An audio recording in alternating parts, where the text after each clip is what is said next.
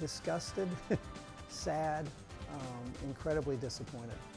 UNC Gymnastics coach reacts to the Larry Nasser case and talks about what action Carolina is taking to prevent abuse of its athletes. The flu virus is proving deadly this season. We find out what you can do to decrease your chances of getting infected. And the Heels getting ready for Super Bowl 52. Mac Hollins' Eagles taking on the Pats. How students are gearing up. All of this and more, Carolina Week starts right now. From the UNC School of Media and Journalism, connecting Carolina's campus and community, this is Carolina Week. It's a scandal that's rocked the gymnastics world and brought up questions about unreported abuse in athletics. Good evening, I'm Anne-Marie Haggerty. And I'm Donnie Holloway. We sit down with UNC's gymnastics coach to get his perspective. But first to our top story, President Trump's State of the Union address. It was Trump's longest speech and jam-packed with issues important to the Carolina community. Reporter Lex Juarez found out what students thought about the president's first State of the Union. The state of our union is strong because our people are strong. Strength, a common theme used by President Trump in his first State of the Union address Tuesday night. In the 1 hour and 20-minute speech, the president used personal stories of ordinary people who exhibited strength to overcome extraordinary circumstances. And while those stories drove much of his speech, the president made sure to talk about his successes in office. This, in fact, is our new American moment. There has never been a better time to start living the American dream. I've been on campus asking people what they think about this statement by President Trump, and here's what they had to say. I think that's false. I think it's because he is the one man, or one of the many men, keeping many people from living the American dream. Because the American dream doesn't really mean as much as it would have during Obama's administration or during the Bush administration. I think there's never been a more prosperous time for social mobility thus far. I mean, we've only been a nation for over 200 years, so kind of hard to say it, but. Trump touched on the immigration policy, laying out a 4-pillar plan for immigration reform. This included making a pathway to citizenship for 1.8 million illegal immigrants who were brought here by their parents at a young age. UNC student Javi Velasquez, who just earned his citizenship last month, says this policy sounds good, but isn't actually that great. It has a short-term positive gain, but a long-term negative impact on legal immigration in the states. Many people have been saying this is the most poised they've seen President Trump, and that may be because he steered clear of many politically charged, controversial topics. Topics like Me Too and the Russia investigation weren't mentioned in the president's speech. In Chapel Hill, Lex Juarez reporting. Polling shows the president's speech got a 48% approval rating. The U.S. gymnastics doctor Larry Nasser has had his day in court and will now spend 40 to 175 years in prison.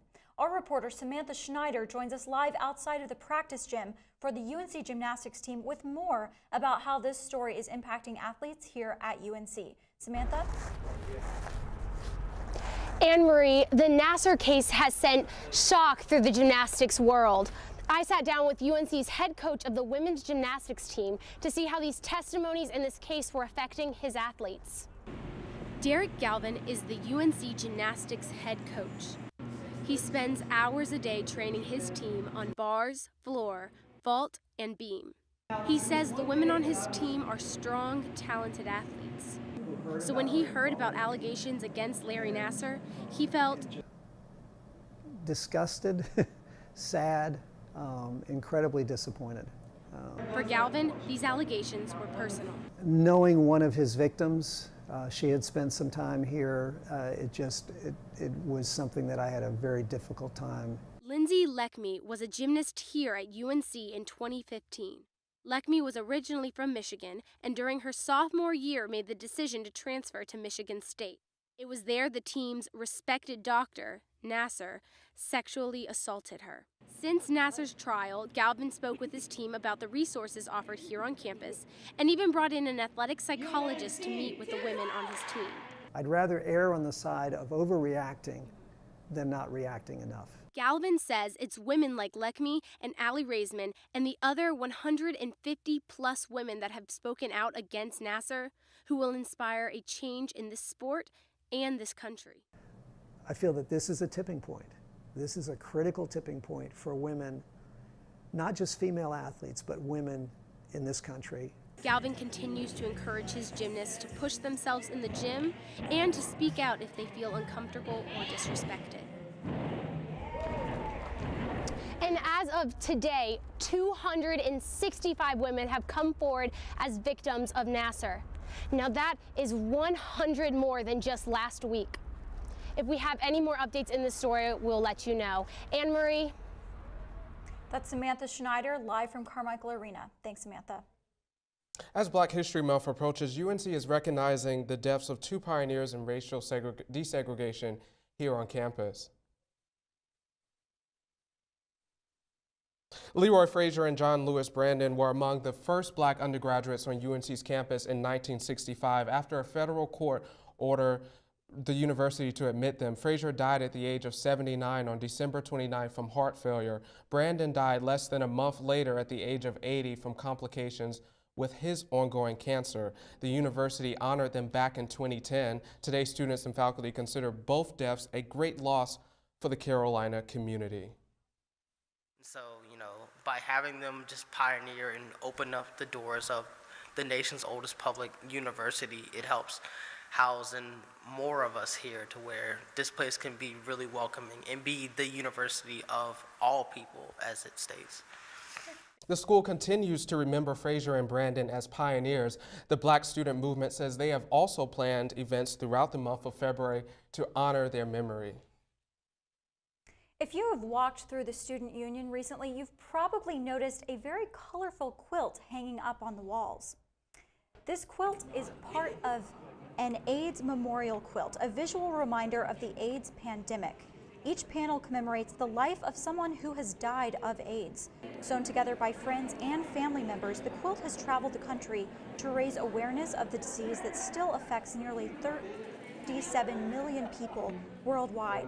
First-year student Elizabeth Trefney organized the event to bring the quilt to campus. Her uncle Jeremy died of AIDS in 1998.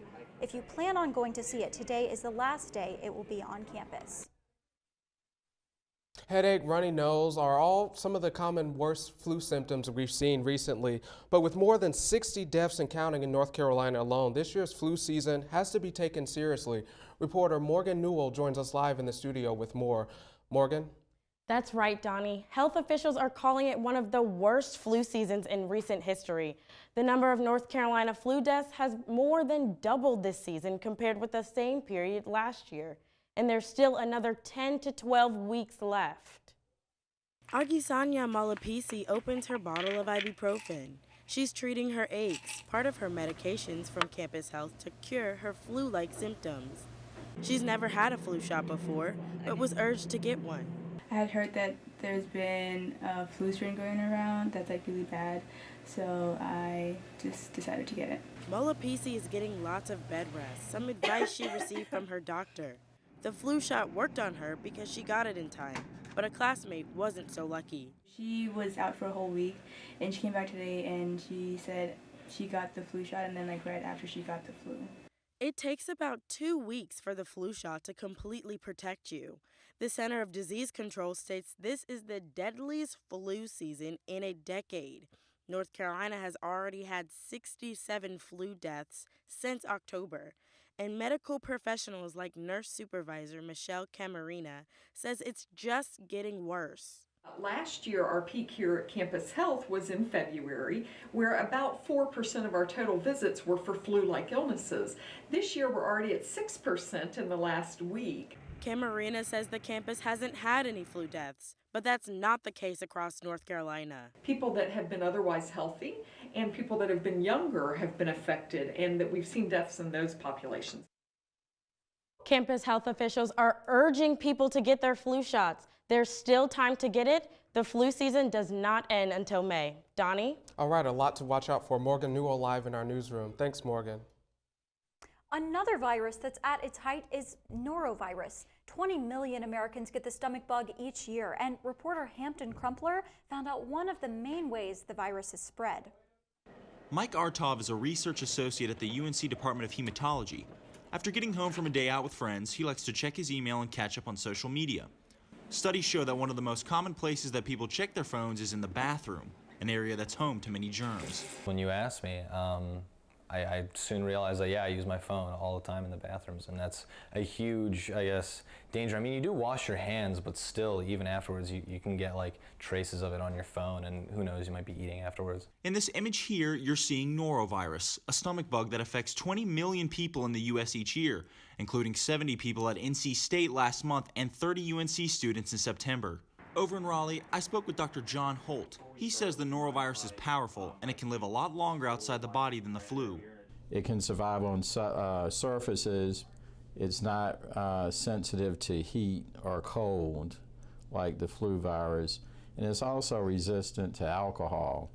So if you're sterilizing a space, you basically have to use Clorox. Experts say that one of the main places norovirus can be found is on many of the surfaces in the bathroom. Areas like toilet seats and sink handles are hubs for the virus. So if you do go to a public restroom, it's best to just take your phone and put it in your pocket or a bag so you're not tempted to use it.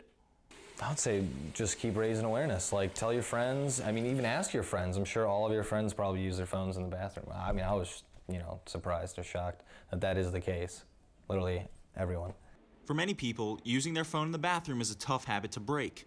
With that in mind, it's important to remember that the ultimate defense against norovirus is plenty of thorough hand washing. In Chapel Hill, I'm Hampton Crumpler reporting. There is still no specific treatment for norovirus, but doctors say if you do get it, the best thing to do is to stay hydrated, especially with fluids containing sugar or electrolytes. Tech can be a hard industry to break into, especially for women. But one woman is trying to change that. Here's to the things that can keep us safe. And now, those that we carry with us everywhere will bring us wireless emergency alerts. With the unique sound and vibration, you'll be in the know, wherever you are. Morning, Gary. We are GetSchooled.com. You want a college education, don't you? Gary, financial aid forms. Biology homework, G. Picking a college, man. You and us go together like tacos and Tuesday. And I love tacos.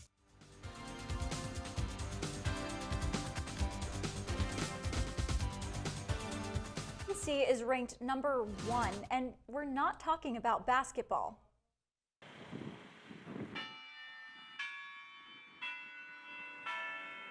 For the 10th time in a row, UNC tops the list of universities for best value by Kiplinger's Personal Finance. One of the main factors that made Carolina #1, Pettigrew Hall, home of the Office for Scholarships and Student Aid. The office provides a variety of financial aid for students to graduate debt-free, leading to Kiplinger's recognition of the university as a leader in affordability. The University of Florida, University of Virginia, and the College of William and Mary ranked 2nd, 3rd, and 4th. For decades, the technology field has been dominated by men. I met one woman in the Triangle who's trying to change that by paving the way for young women to have promising careers in tech.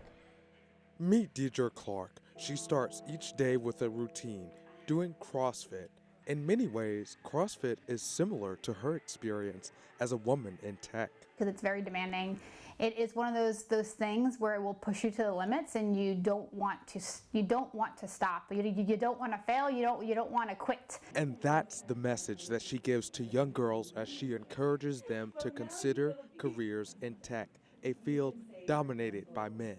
She founded the Triangle chapter of Tech Girls to empower young girls. Opened it there, now we close if you it. Go to Elements instead of Console. After it. The bookshelf in Clark's home office is weighed down with professional awards and accolades. As a woman, she says that she never felt she was treated differently than her male colleagues. So I think it's a matter of getting girls aware, maybe make them aware of what's out there, what's possible, and then giving them really the confidence and the support to do it. The New York native noticed how few women were entering the field while attending her daughter's college orientation at North Carolina State University. So I came home and Googled and went on the internet and found out that it wasn't just NC State, it was pretty much the same thing across the board in the U.S. at least. So I wanted to start figuring out how I could help change that.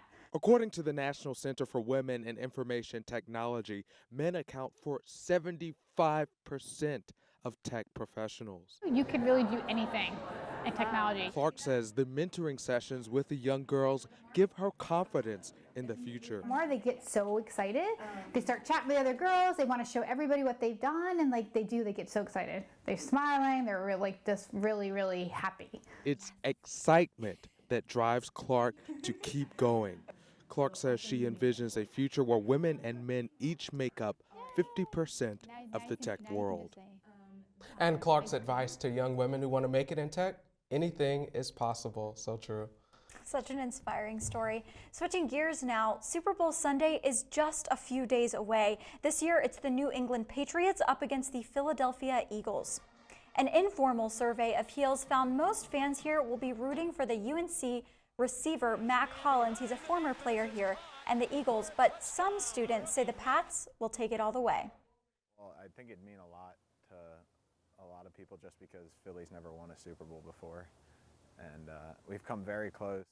Like for Brady, he already has 5, but for him to have 6, that would put him on that would give him the sort of magic number with Jordan. To not even have him be in the conversation of the GOAT of football, but for like the GOAT of GOATs. You know what I'm saying? So Even though there are no local teams playing in the Super Bowl this year, it's not stopping businesses on Franklin Street from trying to cash in. Bars like Might As Well are already prepping for the game. They've planned NFL Sunday drink specials, half-price pizzas all day, and the option to book your own private Super Bowl party. Owner William Jones says his staff is hoping for a big crowd. The 35 TVs that we have, the fun atmosphere, you can kind of let loose. You don't have to worry about, being quiet or not cheering for your team. The game starts at 6:30 on Sunday. The weather has been downright chilly this week. Is there a warm-up in the future? Alex Commit has the weather coming up next. Connor is struggling in finding lowest airfare to Istanbul. Why don't you understand me? I do. This is what it feels like for kids with learning and attention issues. Redirecting to understood.org. Fancy pants peanut butter? A big screen television? You haven't even bought a sofa yet. A motorcycle? When your father finds out, he's gonna flip his shoes with 2 buckles? What do you even need 2 buckles for? Mr. Big Shot, buying whiskey shots for everybody in the bar. From the looks of it, I'd say nobody even remembers. Feed the pig. Hey, did you know that 2.4 million loving cats and dogs in shelters and rescues need our help to find a home? Go to theshelterpetproject.org and search your local shelters and rescues. Go for a cuddle with your next best friend. Adopt.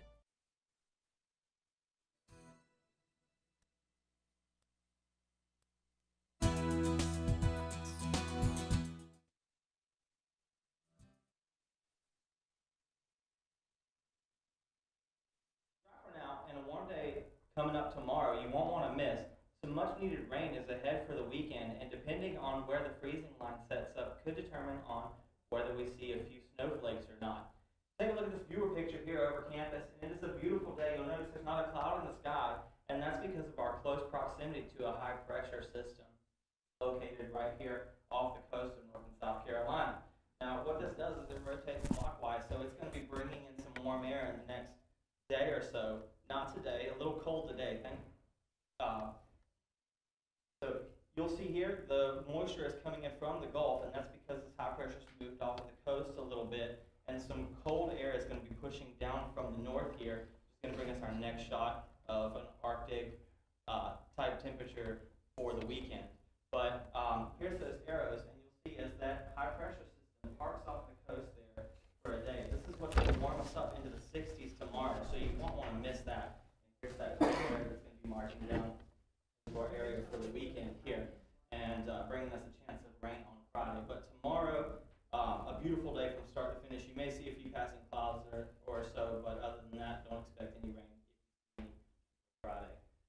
Currently 47 degrees, clear skies with winds southwest 5 to 10 miles an hour. Tonight we'll drop down into the 30s, near freezing, with clear skies again. Also winds southwest 5 to 10 miles an hour. And then tomorrow, as I said, a beautiful day, a cold start, warming up quickly to our high of 61 around 3 p.m. Be around 60 around 3 o'clock, and a few clouds here. But the temperature trend here shows we'll have that quick warm up tomorrow, but then that cold air moves in rather quickly as we go into the later part of the weekend, and we can see quite a bit of rain as we go into the weekend. But to recap for our 5-day here, you can see we have 61 on Thursday with 44 degrees on Friday. That rain moves in this weekend. I put that snow there, but don't be surprised if it ends as rain. Nothing to worry about as of right now, but just keep an eye out for any changes that are to come. That sounds great, Alex. Looking forward to the warmth tomorrow, for sure. Coming up on sports, the men's basketball team is going streaking. But it's the wrong kind of streak.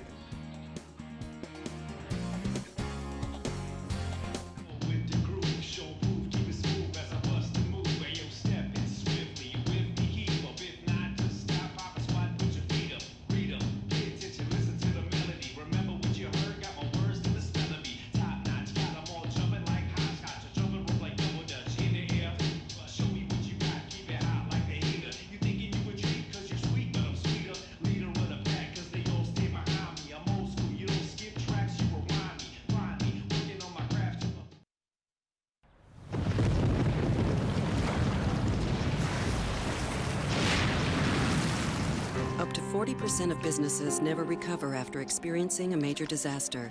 Make a plan at ready.gov/business. Places, everybody. Light check. 1, 2, 1, 2. Everything looks good on our end. And lights. Come alive with the forest. Visit discovertheforest.org to find a forest near you. I was 0.5 credits away from completing high school, and I didn't do it. My support team never stopped pushing for me to be better because they knew who I could become as a person.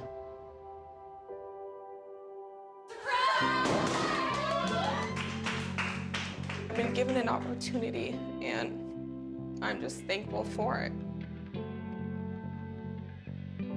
Find free adult education classes near you at finishyourdiploma.org.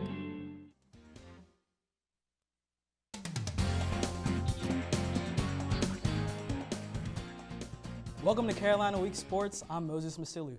The university has suspended freshman point guard Jalik Felton. Felton's legal counsel, Carrie Sutton, tweeted this statement on Tuesday. Jalik Felton is an extraordinary young man and an exemplary student athlete at UNC. The support he's getting from UNC basketball fans and friends today means the world to him. We'll get him back in class and on the court where he belongs as soon as we can. Sutton also represented UNC linebacker Alan Artis when he was accused of sexual assault in the spring of 2017. Without Felton, the Heels had a tall task, trying to end their losing streak at 2 last night against Clemson in Little John Coliseum. The Heels got off to a quick start, and then this happened. Yikes.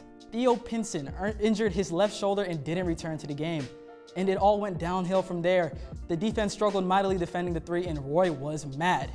But Cam Johnson and Joel Berry dominated the second half. Johnson made shot after shot, scoring a career high of 32 points and keeping Carolina in the game. Berry then took over and with 16 seconds left, hits this fadeaway jumper to get the Heels within 3. However, the efforts from Johnson and Berry weren't enough as the Heels lose 82-78. It's the first time they've lost 3 in a row since January of 2014. Like the men's team, the women's basketball team sits at 500 in the ACC. To get on the winning side of things, the Heels will travel to South Bend to take on the number 5 Notre Dame Fighting Irish. Notre Dame is tied for the ACC lead with an 8-1 conference record and just throttled number 8 Florida State on Sunday, 100-69. Remember, FSU beat the Tar Heels earlier this season by a total of 38 points. The Irish are projected as a number 1 seed in the NCAA tournament by ESPN.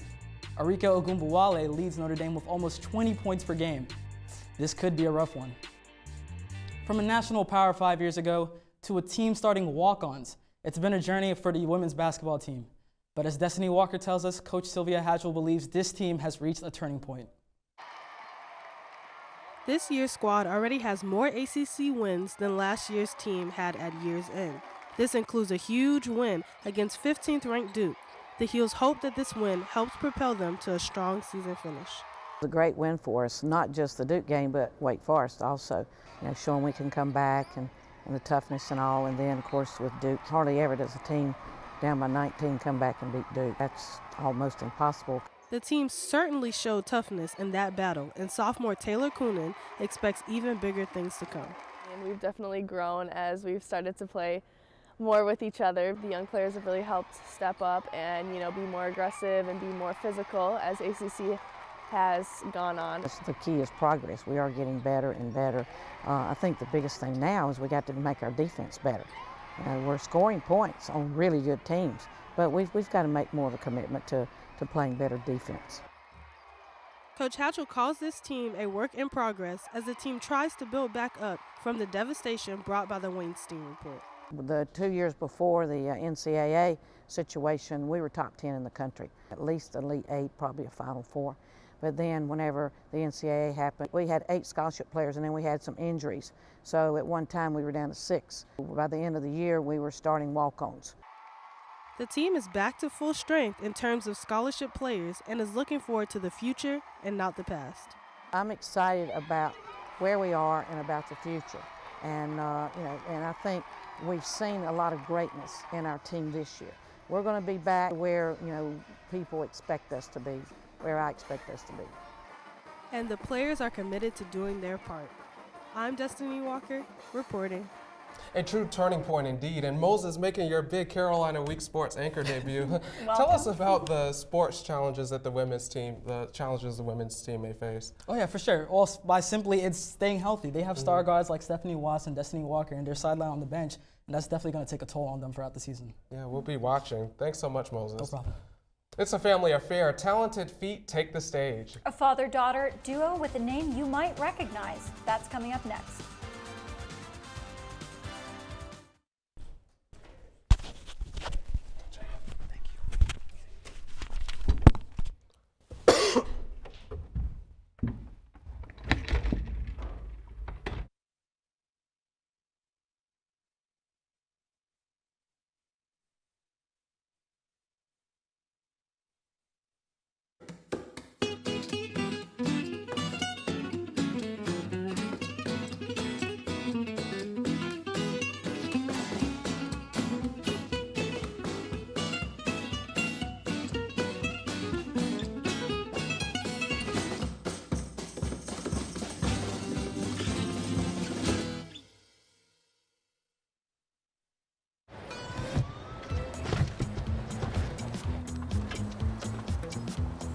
It's a short ride from your neighborhood to your naturehood.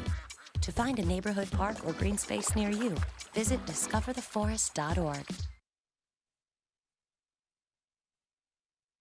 Dogs in shelters and rescues need our help to find a home? Go to theshelterpetproject.org and search your local shelters and rescues. Go for a cuddle with your next best friend. Adopt.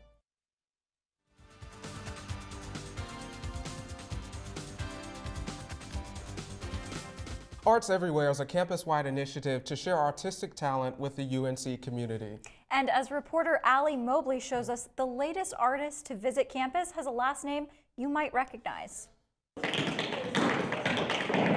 Michelle Dorrance has been raised on excellence. She's an award-winning tap dancer from Chapel Hill who came to campus to combine dance and soccer. My dad and I both use our feet for a living. And who's her dad? Anson Dorrance, coach of the 21-time national championship-winning women's soccer team at UNC.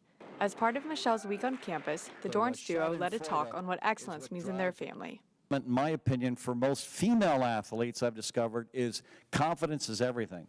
Michelle has used her own confidence to push boundaries in the tap community. One way is through her collaborations with unlikely talents. Indy Cowie, famous soccer freestyler, joined members of Dorrance Dance in a battle of fancy footwork. This is the first time Anson and Michelle's passions have been combined.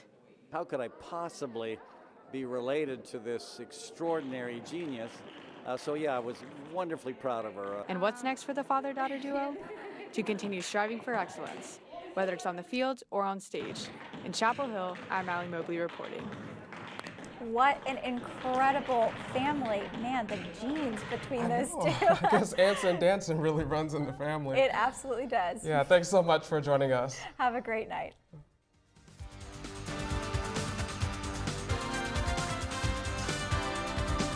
I'm glad you added that.